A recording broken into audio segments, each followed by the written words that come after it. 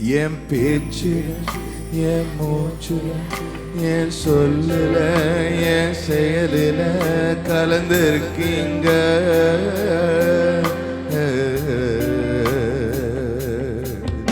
என் நினைவுல என் நடத்தையில என் உணர்வுல என் உயிரில கலந்திருக்கீங்க.